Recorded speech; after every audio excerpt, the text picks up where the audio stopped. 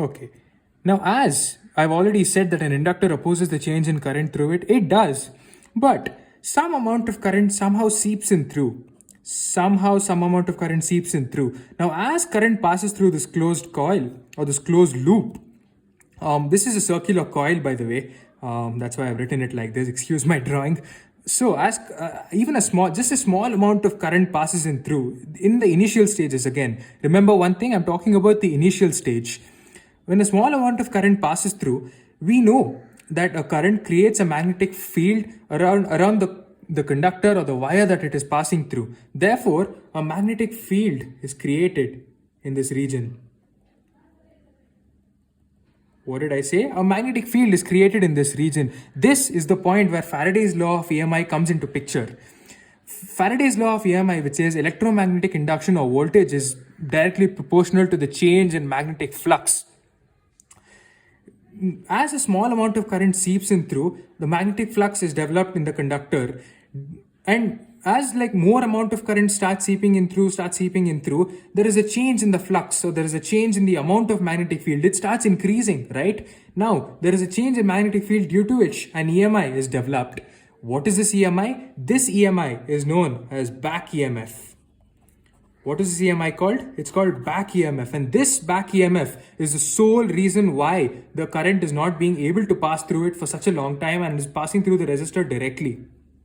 Okay, now as I already told you that current starts seeping in through little by little.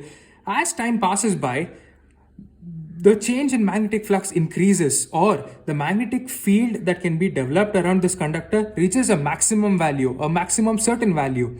As it reaches the maximum value, after which the magnetic field cannot increase more, it starts taking up a constant value.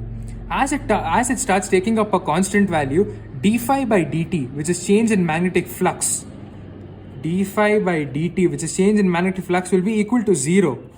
Due to which the voltage or the electromagnetic induction or the potential that is developed will also be equal to zero. Now, what does this make? This makes the picture clear that there is no more opposing force in the inductor.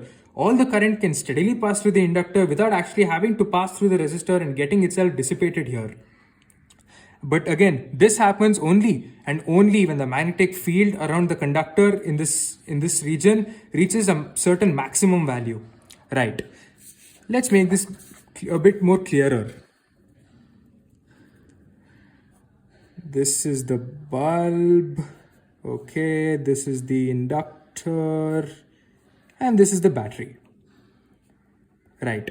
Now, this is the resistor, this is the inductor, and this is the battery.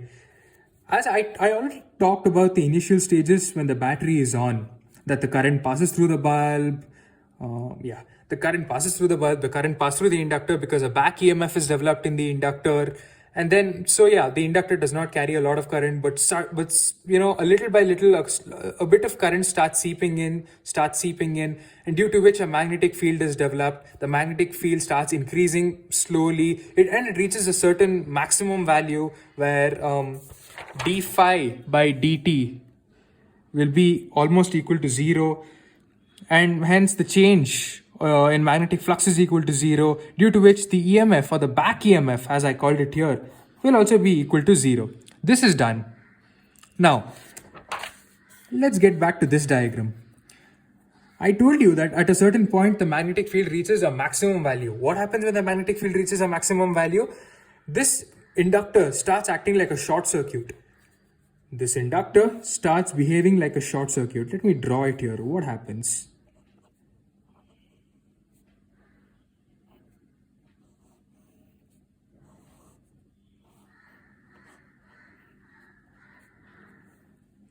Okay, at the later stages, the back EMF vanishes in the inductor, and so current is steadily let in through the inductor without having to actually pass through the resistor. Why does this happen? Here, there is no resistance to current, but here, the bulb or the bulb which is acting as a resistor provides some resistance to the current. Therefore, the current which is coming from the battery has 2 points to choose now. It does not go like this, but it goes like this since the inductor has changed into a short circuit. Right.